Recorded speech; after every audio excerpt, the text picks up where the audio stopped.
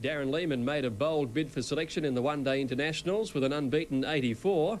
Michael Bevan starred with the ball on a pitch that's playing a few tricks.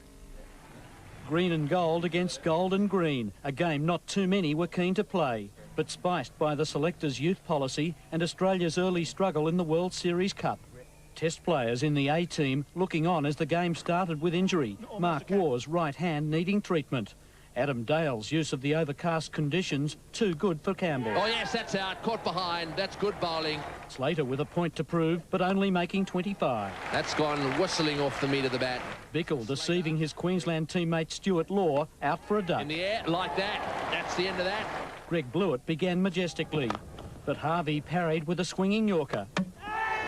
Gone and forgotten. Lehman offered Warne a chance. Catch! A life he'd go on to relish, using his feet to perfection. This time he goes straight. The innings' most poignant moment, a standing ovation for deposed keeper Ian Healy coming in to bat. It was a Gabba-like reception for the Queenslander, who responded appropriately. And very nicely guided into the gap. His dismissal for 16, triggering a Bevan and Warne-induced collapse.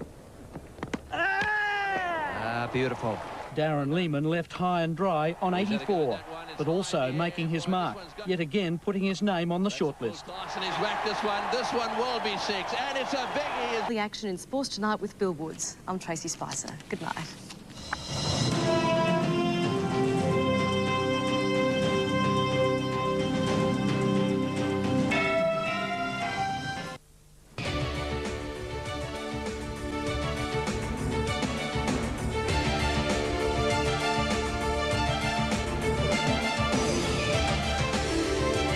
Sports tonight, Sunday, December 14. Australia and the A team do battle in a very close one-dayer.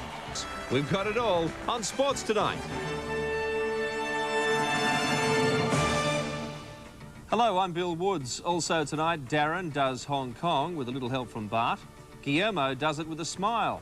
And the Pumas, well, they're simply done for the first time this season. But right now, some cricket, and Australia again having trouble chasing a small target in the one-dayer against the A side at the SCG. The game went down to the wire. Darren Lehman starred for the A's, his final over bash ensuring a competitive target.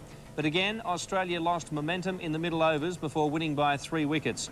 A great post-mortem for the A team's fast bowler, Paul Wilson, selected to play for Australia in Wednesday's game against New Zealand. The A side keen to prove a point, and Ryan Campbell doing just that. Shot, beautifully played. But on 18, it all came undone for the young West Australian. Oh yes, that's out, caught behind, that's good bowling. But they rarely went over the top in the first 15 overs. This one from Slater, a rare attempt. The next time he tried it, a thick edge straight to Gilchrist. Blewett took to Harvey and one of the few boundaries in the early overs. 2 balls later, Harvey's revenge. Gone and forgotten. Damien Martin looked impressive for 21 before the sweep brought him down. That's well played. He's hit that one square. Oh, he's going to be out. Yes, he's got him. Then, with a pair of keepers looking on as manager and coach of the A side, outstrode the test keeper to a hero's welcome. Healy took guard, his one-day wonder replacement looking on in awe. Unfortunately, Healy made only 16 before offering Bevan a Corton bowl. Worrying voice. That's it. Got it. Second time. The star of the innings was Darren Lehman. In 1 over from Warne, 3 successive fours. 3 in succession for Lehman. And then, in the final over, he smacked Harvey for 20. The shot of the innings, a 6, pulling it into the first tier. This one will be 6, and it's a biggie as well. Way up into the top terrace. Lehman, an unbeaten 84, which should have been 88, but the umpires deemed this buys, amazingly claiming he didn't get bat to ball. Once again, Mark Waugh got Australia's run chase off to a confident start. Beautifully played. Mark Waugh finding the gap at the cover. Then an incredible series of events. DiVenuto dropped by Bradley Young. Young asked to bowl straight away. He cleaned up DiVenuto's middle wicket. In his next over, incredibly, the LBW appeal turned down. But he fired back the prize wicket of Mark Waugh. In the air, and that's it. Justice will be done. Ponting and Michael Bevan combined for a solid partnership before Bevan was run out on Martin's throw. Gilchrist deceived by a slower ball from Blewett. Harvey run out, backing up. Warren bowled, trying again to be the hero. Through it all, Ponting rode his early luck to steer Australia home. And that's a very good shot. Australia, a morale-boosting run chase to win with an over to spare.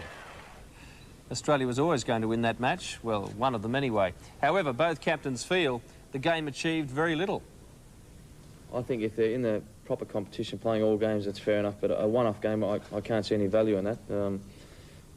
I think if they play the visiting sides, that's fine, but I don't see the point in playing the top Australian side on a one-off game. I don't really see what that can achieve.